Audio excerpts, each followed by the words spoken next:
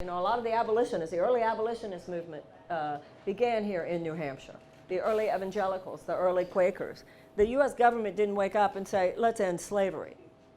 No, the people rose up and the people stepped in. And the U.S. government didn't wake up one day and say, let's give women the right to vote. The people rose up and the people stepped in. And the U.S. government did not say, let's desegregate the American South and end institutionalized white supremacy. The people rose up and the people stepped in. The political status quo does not repair itself. This is not about individuals, but it is about systems. And the system, this is not the individuals, but the system is more than recalcitrant. That system right now, there is something so entrenched. Now, this is the deal. What do we have to do? I think all of us would agree, or most of us would agree anyway. First thing we need to do is make sure that a Democrat wins in 2020. But we have to be very, very careful. Because I am not just prosecuting a case against Donald Trump. I am prosecuting a case against the system that produced Donald Trump. Now, Donald Trump did not create all our problems, ladies and gentlemen. Our problems created Donald Trump. And this is, we have some serious, serious thinking to do. Because if all we do is defeat Donald Trump, those same problems, they will be back in full force in 22, and they will be back in full force in 24. Not only that, the president is not just a politician. This president is a phenomenon. And I do not believe, I have great concern. I'm very concerned about whether or not an insider politics game can defeat that phenomenon. Because what Democrats, for the most part, are talking about now is how to sharpen our knives. You know, this policy or that policy, this plan or that plan. Let me tell you, the plan we need to have is how we're going to plan to defeat Donald Trump. And for that, we need to realize that the traditional political conversation, this plan, this strategy, that strategy, Democrats are sharpening their knives. I'm telling you, ladies and gentlemen, they will be coming with big guns. Between the guns that the Republicans will be bringing, please, dear God, not literal guns, but guns of the battle, metaphorically. That's not even to mention all the guns that the Russians will probably be bringing. We need to be having a much deeper conversation than we are currently having in this campaign season. Somebody said the other day that at the second debate, I was out of my depths. I beg to differ. I'm the only one in the depths here.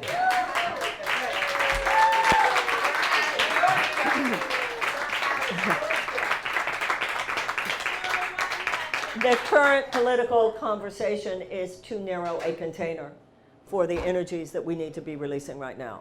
Because the energies that we need to be releasing right now have a level of inspiration and motivation which will not emerge from same old, same old. They will not emerge from doing the same old things, having the same old conversation and thinking this time it'll be better. Oh, the only problem was we had the wrong candidate. The only problem was James Comey. You know, I fear for any person or any institution that isn't willing to take a deeper look at itself if it wants things to change. So I want the juice in the Democratic Party that the Democratic Party had when I was growing up. Because when I was growing up, there was no equivocation. There was no moral equivocation. Unless I'm very naive and there was, and I just didn't see it. But what I remember is a political party that always facilitated democracy. It did not seek to dictate democracy. And that means that we are living at a time, just as there have been times before, whether it was the abolitionists, whether it was the women's suffragettes, or whether it was the civil rights movement. This is not the time to look to the political establishment and hope that they can save us. This is time, as it was in all three of those movements, for the people to step in. That is what needs to happen now. And that is why this whole idea that there are quote-unquote outsider candidates is outrageous. As I said before, there is no such thing in America as an outsider. Now, I'm having a conversation that is somewhat different than the traditional political candidates are having. And I'm having a different conversation because I think that only a deeper, more honest, more radically honest conversation will be enough, number one, to generate the kind of enthusiasm and inspiration that we need in order to disrupt the pattern that we are currently entrenched within, but also because I believe that only a deeper conversation will be enough to change this country. And so I'd like to talk to you about what I think of as a moral politics. I've worked for 35 years with people in crisis. And working with people in crisis has given me a lot of up-close and personal experience about how lives change. And all that a country is a bunch of people. So you can't change a country without some change happening in the people. But you see, we have a political establishment caught in this very 20th century paradigm, thinking we can change the country by just changing things on the outside. It's the old Newtonian physics, like everything's a machine and you just tweak the machine. That's not the 21st century. The 21st century is much more holistic, it's much more integrative. If you were in anything in your family, with your kids, with your spouse, with your business, with anything in life, you don't talk anymore just about how we could change things on the outside. People talk about how they feel. People talk about psychological dynamics. People know that there's more going on than just what happens on the outside. And so we as a country need to face those things that are going on underneath the surface. We paid a heavy price last time because we did not. The Republicans did and the Democrats did. The Republican establishment was gobsmacked by the success of Donald Trump, and the Democratic establishment was gobsmacked by the success of Bernie Sanders, because in both cases, neither one had any eye for what was happening underneath the surface.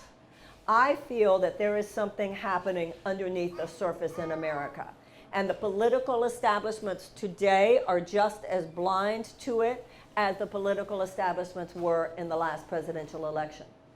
I read an interview with Jared Kushner where Jared Kushner said that he had told his father-in-law 2 or 3 years before the last election that there were a lot of angry people out there. He said, we could harness all that and make you president.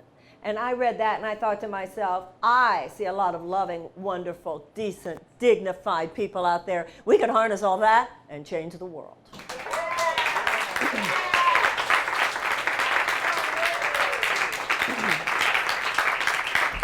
And that is what is going to change this country. What's going to change this country is a rising up of conscience. What's going to change this country is a rising up of a real meaning of citizenship in a sense that each and every one of us are responsible.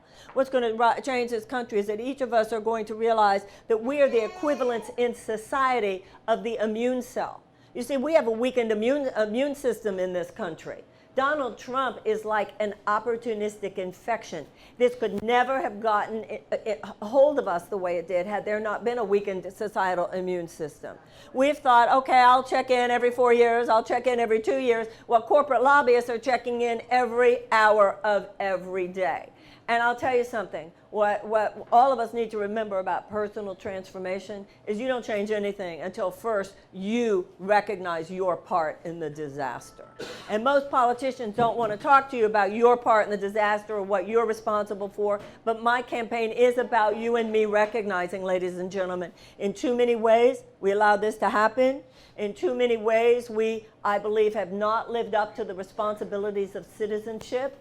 In too many ways, we have allowed popular culture to distract us from the very, very serious business of being citizens of the most powerful country in the world.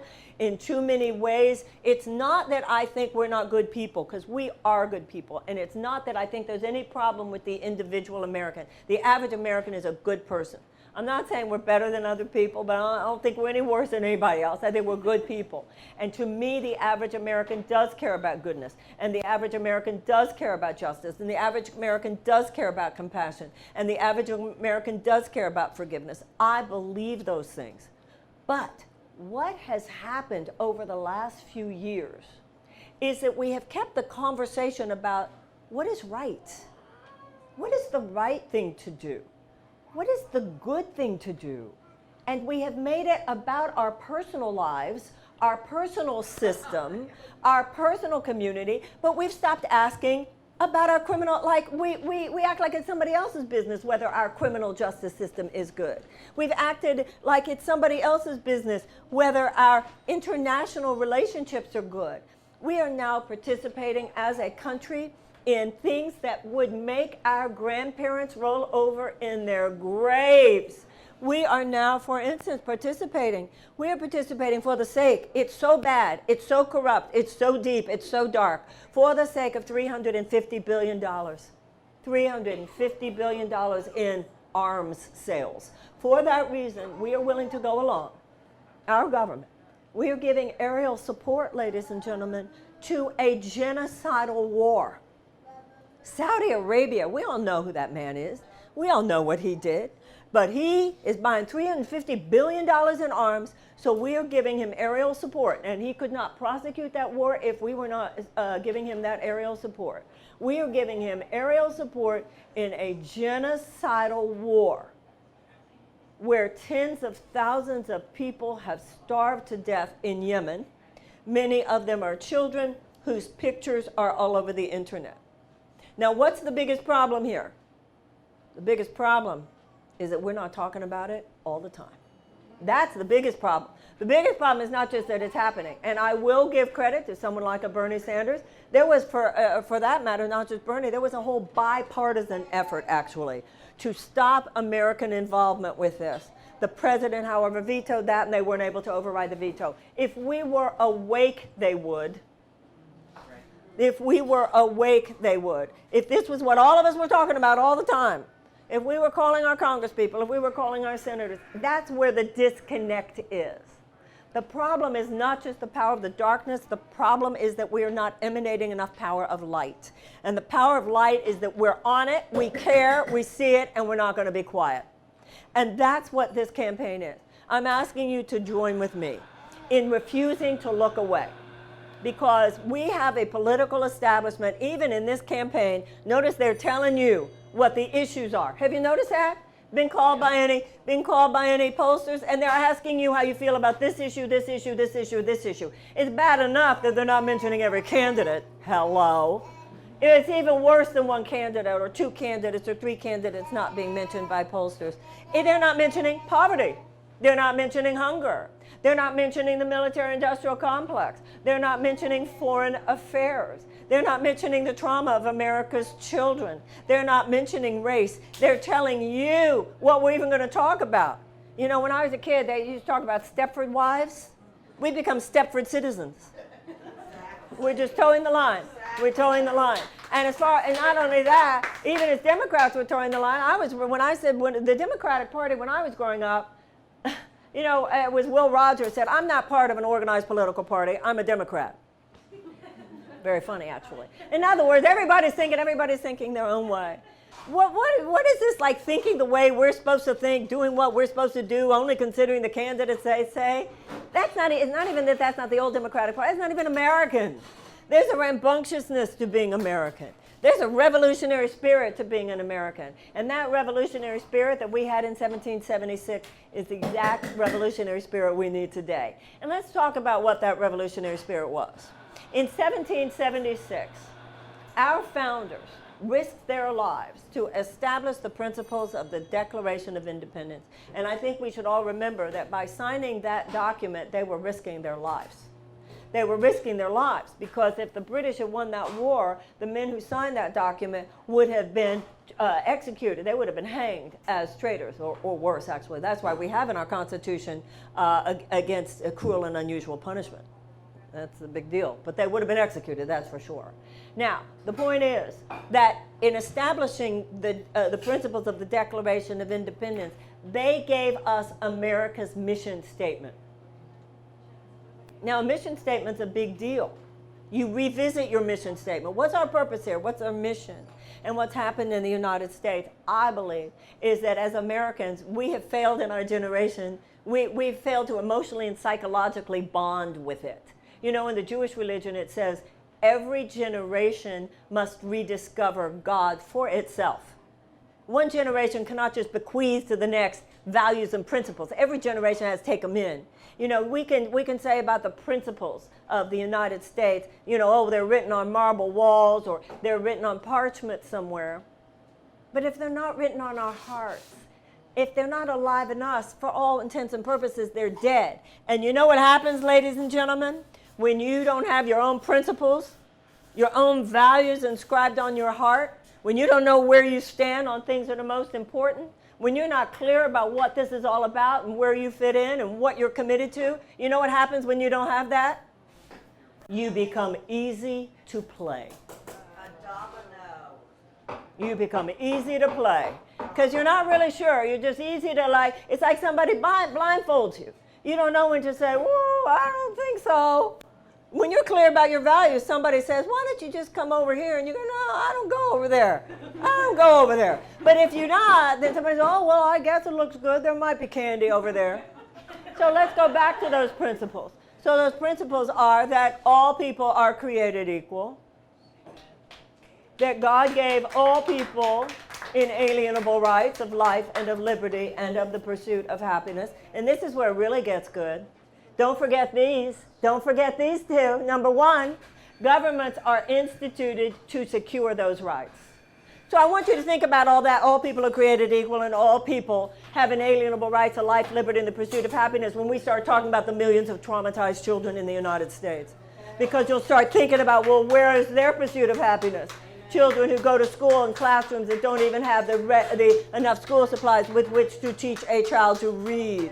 And if they cannot learn to read by the age of 8 years old, the chances of high school graduation are drastically diminished and the chances of incarceration are drastically increased. Where's their pursuit of happiness? Where's their right to pursue happiness? And then talk to me also, please, given that this is the richest country in the world, about the fact that 13 million of those children go to school every single day, food insecure, millions of American children asking the teacher, do you maybe have something to eat for me? And ladies and gentlemen, my last trip here, I went to northern New Hampshire, and I was told that in northern New Hampshire, I was told this by your political and governmental leaders, that in northern New Hampshire, and I'm going to stop for a moment because I want you to prepare your heart, because I don't want you to hear this as just a data. That's old politics. Old politics is you just hear it with your head. New politics, the politics that's going to be deep enough to transform this country, I want you to hear it, please, with your heart. 25% of all children in northern New Hampshire go to sleep hungry at night.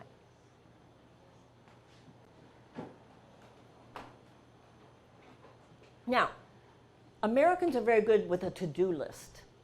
We are characterologically really good. We like it when somebody just says, well, what do we do? What do we do? Some problems aren't that simple.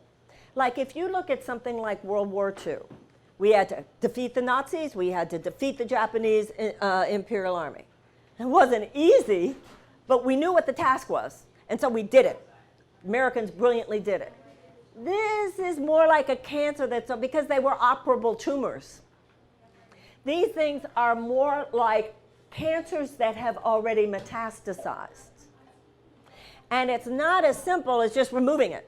Okay, just feed them. It's not as simple as that, because some of the cancer is wrapped around some healthy organs.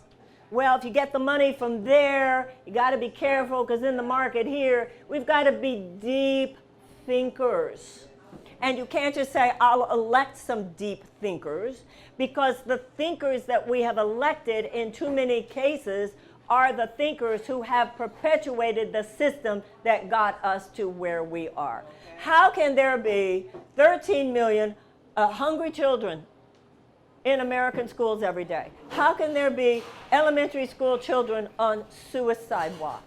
How can there be millions of American children who suffer from a level of PTSD that psychologists tell us is as severe as the PTSD of any returning veteran from Afghanistan or Iraq? How can there be the obvious racial disparity in criminal sentencing that there is? How can there be the obvious racial disparity in police engagement that there is? How can there be the obvious problem with mass incarceration that there is? How can there be the obvious huge expenditures on military that we know goes beyond, above and beyond what what military says they need, just in order to provide more short-term profits for defense contractors? How can there be such an absence of an agenda to wage peace? How can there be a situation where we do not even have universal health care, even though every other advanced democracy does, simply because that would not please big pharma, that would not please health insurance companies? How can there not be proper gun safety laws? How can any of these things be true, and you and I are still sitting here considering hiring again people whose careers have been entrenched for decades in the system that drove us into this ditch?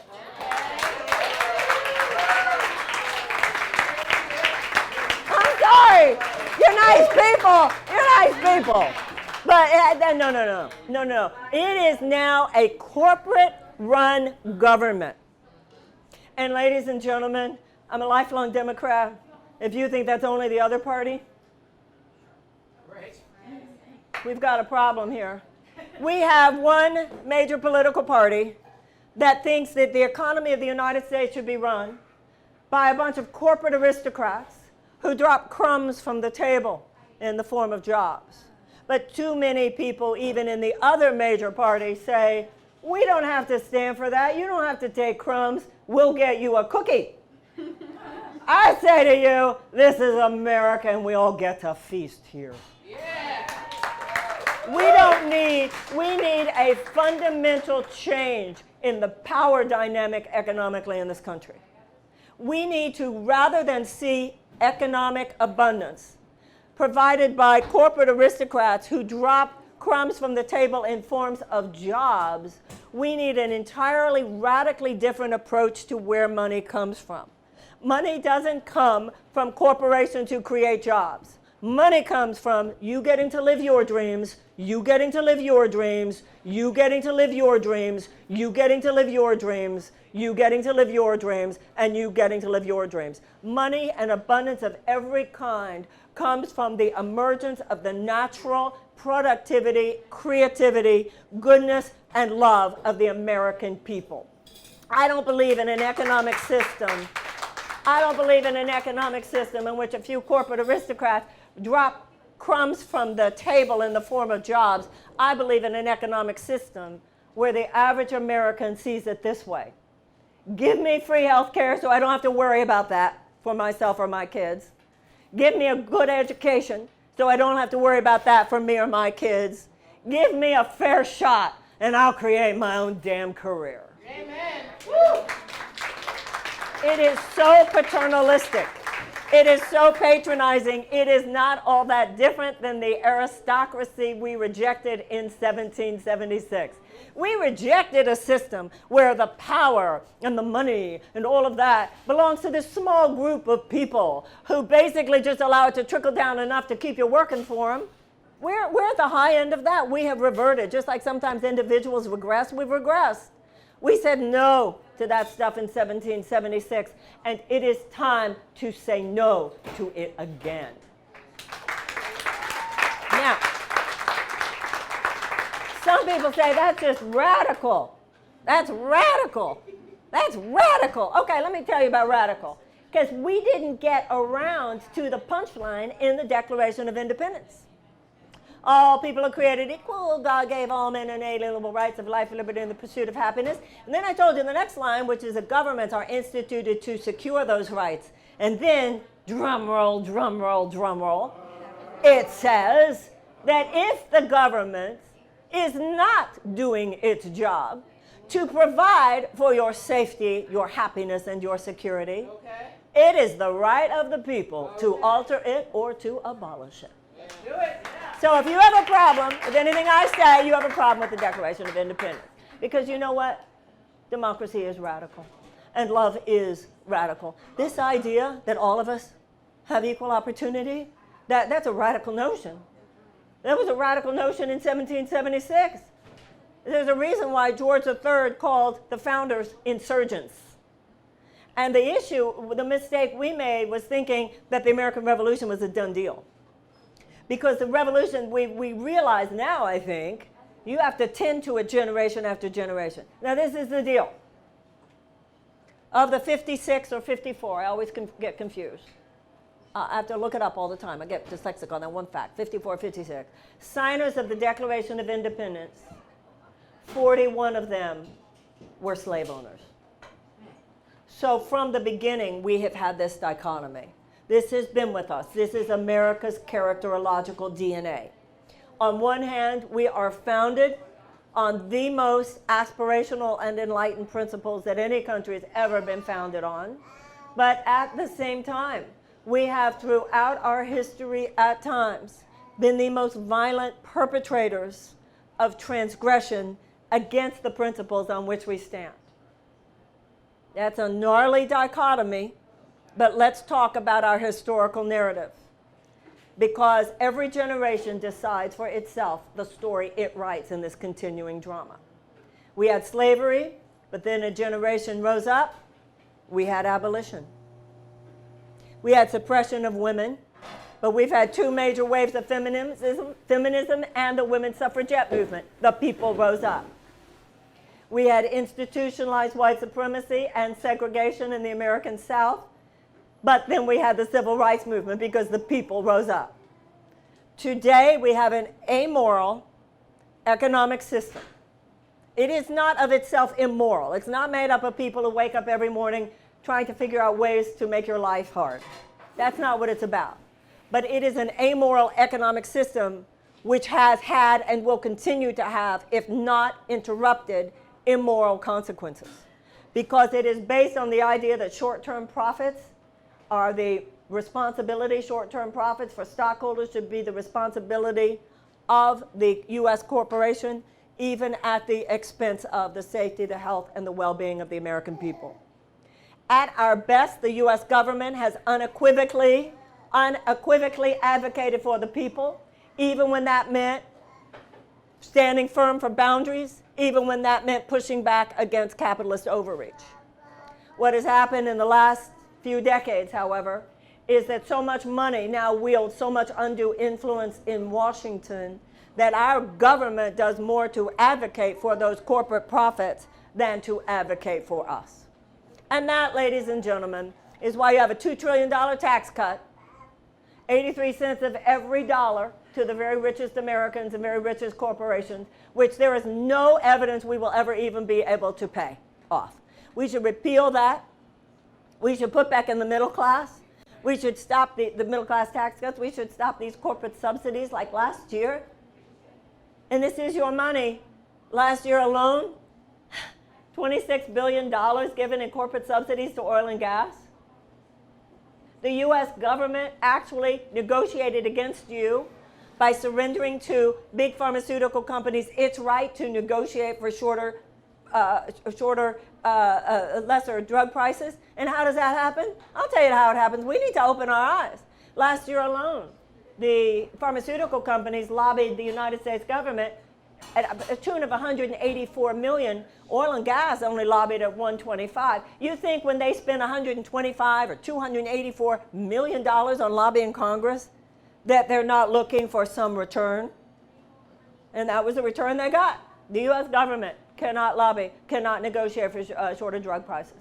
When it comes to our military, I think we would all agree that the military should get every dollar that they say that they need for legitimate security concerns. But there are hundreds of billions of dollars. It is estimated hundreds of billions of dollars over and above what the military says they need that has to do with short-term profits for defense contractors. In other words, ladies and gentlemen, we don't have a government of the people, by the people, and for the people. And you and I need to think about this. It's very depressing, but it's better to just own it than we can be smart about it. And I'll talk to you about that in a moment. We don't have a government of the people, by the people, for the people. We have a government of the health insurance companies, of the big pharmaceutical companies, of the gun manufacturers, of the oil and gas companies, of the chemical companies, of the food companies, of the defense contractors. It is of, by, and for the corporations. Now, this is the deal. If you go to the doctor, you want the doctor to heal you. But if the doctor is to heal you, the doctor is going to have to be honest with you if the test results don't come back good. I'm not a politician who's going to pretend to you this stuff's not happening. I'm not going to talk to you like you're 12 years old. I'm not going to talk to you about only the things that I think you want because then maybe you'll vote for me. I'm not here for that. That is childish. It is corrupt. And if it continues, it is ultimately dangerous. I spent 35 years up close and personal with people living through crisis, and this is what I know. I know this from working with others, and I know this from living my own life. We're not children. We're adults. And anyone in this room, if God forbid, if the doctor came back and told you it's cancer, somebody tells you your child is addicted, it's heroin, somebody told you, I can't save the business, it's over, you're going bankrupt. My experience of people is that in the first 5 minutes, all the stupid, superficial preoccupations that we allow to dominate our lives just fall away. And you see how smart and intelligent and noble people are. If I told you that, sir, you'd look at me, take it in, and then we talk, what are we going to do? What kind of treatment are we going to have? And you'd listen really hard, and you'd be really smart. People are not stupid. And that is what bothers me most about the conventional political establishment. They talk to us like we're stupid, because that is what they have thought is what wins votes. You dumb it down, dumb it down, dumb it down, so more people will agree with you. That's not the game I'm playing here. We need to get real, we need to get deep, and that kind of conviction is a force multiplier. What I say to you is America has some serious problems, but the opportunity to solve them, those opportunities are unlimited. Yes. We can have the best chapter ever, and I'll tell you something. Once again, from my own experience and my experience working with so many other people, it is often after a crisis that you're better than ever. This country can be better than ever. We've gotten off course. This is really serious, the ways we've gotten off course.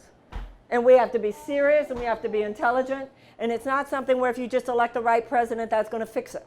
I don't want to go to Washington and fight for you. I want to go to Washington and co-create with you. Because what we have to do in Washington, you have to do in New Hampshire, you have to do in Manchester, you have to do in Bedford, you have to do in Concord. This is deep into the sinews of the way we function. We have to reclaim the word citizen. You know, when Harry Truman went back to Missouri, they said, what does it feel like to no longer be president? He said, now I have the biggest job of any. I have the job of citizen. That's what it means to be an immune cell. So I'm telling you, if you elect me president, you're going to know exactly what I'm going to want to do. I want to repeal that 2017 tax cut. I want to put back in the middle class tax cut. I want to close those corporate loopholes. I want the United States government to be able to negotiate with big pharmaceutical companies.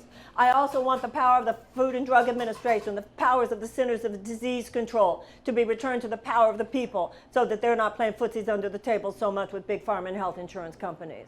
I want the FAA to not be playing footsies under the table with Boeing. And I want our military industrial complex to back off, because I want our military establishment to get every dollar that they need for legitimate security concerns. But you can't just take medicine, you also have to cultivate health. We can't just endlessly prepare for war. We have to cultivate peace. And so I want all the peace-building agencies in the State Department, the diplomacy, the humanitarian aid, all of those people who actually provide the skill sets and the practices and the projects which really create peace. You create peace by expanding economic opportunities for women, reducing violence against women, expanding educational opportunities for children, and reducing unnecessary human suffering wherever possible. We should see large groups of desperate people as a national security risk. Desperate people do desperate things. What do you think those people coming up here from Guatemala and El Salvador and Honduras? It's human despair that causes these societal dysfunctions and even malfunctions. But at this point, the greatest societal malfunction is us, that we seem to have forgotten what America is for. So, when I'm president of the United States, we will have a Department of Peace, because I want the peace builders within the State Department and the United States Institute of Peace to be on equal par with power with our national security. I want a United States Department of Children and Youth. It is unacceptable that 25% of all the children in northern New Hampshire go to school, go to sleep at night food insecure. It is unacceptable that millions of American children live in chronic trauma. This is unacceptable. We need a massive realignment of investment in the direction of America's children. And that, all those things, when you ask me how we're going to pay for them, first of all, I already told you how we're going to pay for them. You do all the things that I said, plus 3% on the assets of billionaires and 2% on the assets of 50 million and more, many of whom agree with us. You know what's going to happen then? We're going to have some cash on hand, and we're going to do right by the American people. And that is going to grow the U.S. economy. Because when you have 40% of all Americans living with chronic economic tension and anxiety, they're not showing up happy at work.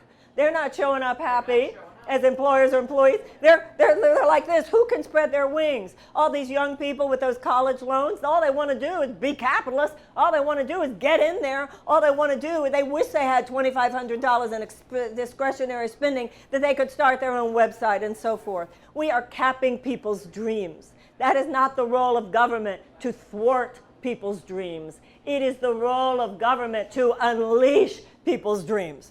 And if I'm President of the United States, that will be the guiding principle of every domestic and international policy. That which will help people thrive. Because you know what? That's where peace comes from. That's where peace comes from, and that's where prosperity comes from. Now, let me just conclude by saying one other issue, which is a major pillar of my campaign and what I see as a moral politics.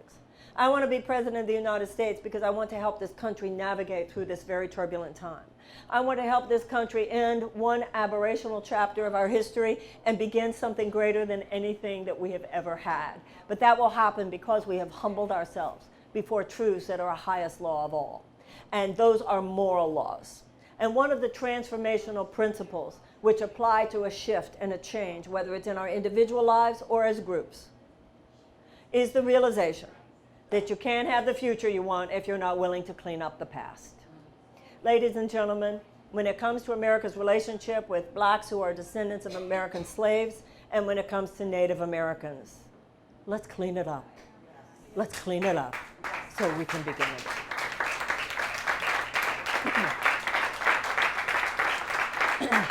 After 250 years of slavery and another 100 years of institutionalized violence against blacks in America, we did pass the Civil Rights Act, which ended segregation. Civil War obviously abolished slavery. Civil Rights Act 100 years later abolished segregation. 1 year after that, 1965, the Voting Rights Act. But the Voting Rights Act started being chipped away at in 2013 by the John Roberts-led Supreme Court, which is why we have all these voter suppression efforts around the country right now. An issue, ladies and gentlemen, that simply has not been dealt with yet has to do with the economic gap that existed at the end of the Civil War. Now, the United States government, Tecumseh Sherman, promised every former slave family of 4, 40 acres and a mule. And once again, I'd like you to join with me in not just hearing the facts with your head, but feeling them with your heart. You're told one day, you're not a slave anymore. Think how incredible that would be. But where are you supposed to go? What are you supposed to do? How are you supposed to feed yourself? How are you supposed to feed your children? Well, there were around 12 years when we could have had a shot at real social justice. But once the federal troops were withdrawn from the South, that were placed there to ensure that slavery would not be reinstituted, throughout the South they passed what were called black code laws to ensure subpar economic and social and political opportunity for black people. What followed was an era of domestic violence. What do you call lynchings if not domestic terror? What do you call Ku Klux Klan if not domestic terror? What do you call segregation if not domestic terror? So we're talking all in all, ladies and gentlemen, of 350 years of institutionalized violence against black people. I think we'd all agree that morally, if you've been kicking someone to the ground, and certainly kicking someone to the ground for 350 years, is serious kicking. At the end of that, you do not just have the moral responsibility to stop kicking. You also have a moral responsibility to say, here, let me help you get back up. Now, I'm Jewish, and since World War II, the German government has given $89 billion in reparations to Jewish organizations. And it doesn't mean the Holocaust didn't happen, but those reparations and also the promise that all German children would be brought up in perpetuity, every generation learning about what really happened in the Holocaust.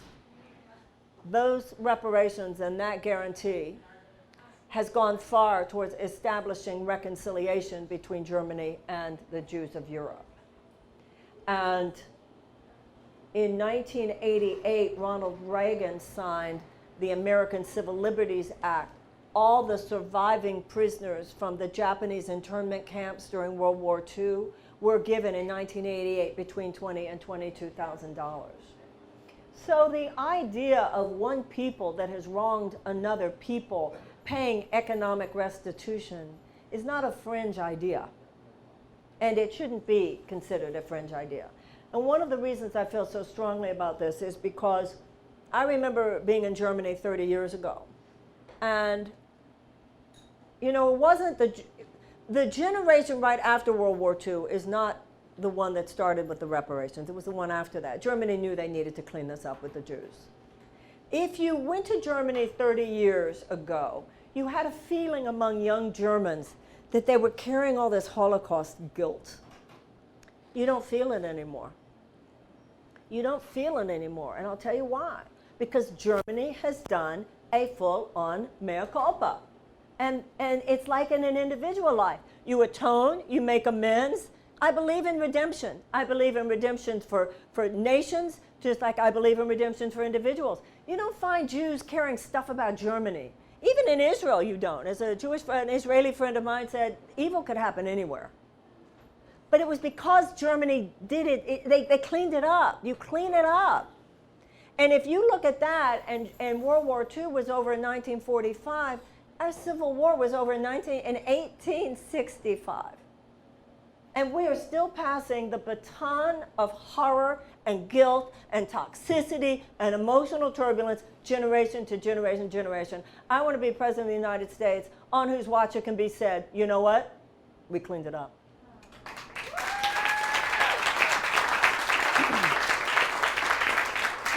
Doesn't mean slavery didn't happen. Doesn't mean it will fix everything. It's obviously multidimensional. Same with Native Americans, ladies and gentlemen. This is the poorest of the poor population. I'm sure we're all very aware of the genocide and the cultural annihilation. We're talking here about unfairly negotiated treaties. We're talking about broken treaties. We're talking about the Bakken pipeline. We're talking about corporate exploitation of land. Come on, ladies and gentlemen, we're better than this. We don't have to be in denial about this, and we don't have to acquiesce to a political system that doesn't want to talk to you about those things because it assumes you're too selfish to care. It assumes you can't handle a deep conversation. It assumes that if they say anything negative to you, you won't vote for them. You know what I think? I think if the house is burning down, there's nothing negative about yelling fire. I'm talking to you like adults. I'm saying we need in this country a season of repair. We need a national endeavor. We need an era of season of repair. We're going to repair this earth. We're going to do way more than just re-enter the Paris Climate Accords. We're going to be a leader, a world leader in reversing climate change. We are going to be a moral leader internationally again. And you know what's going to happen when we do all those things that I've mentioned to you today? We think, oh, we're so tired.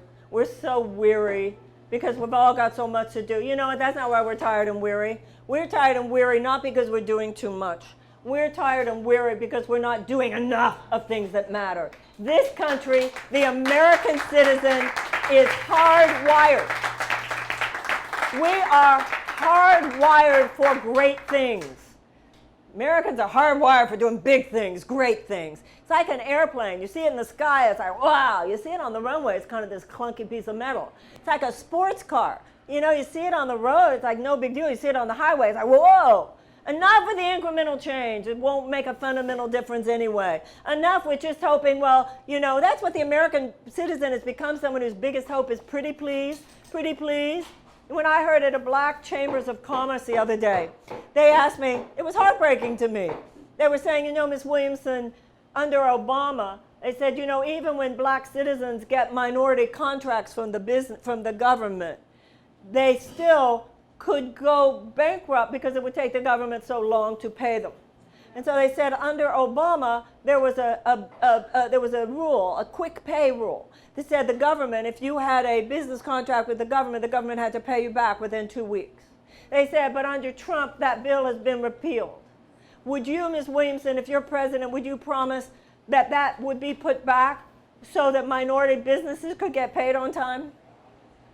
I thought to myself, that's what it's come to. That's the most we can ask for. something's really wrong here. That the most we can ask for from our government is, if I've done the work, could you pay me on time? We need to do the same thing they said in 1776 to that nonsense. Hell no, we're not doing it that way. We're going somewhere else. And I read a book that said, some of us know what that book is. Life begins to change on the day you consider the possibility there might be another way. There's another way, ladies and gentlemen. Maybe President will say it. Thank you so much. Thank you. Thank you so much. Thank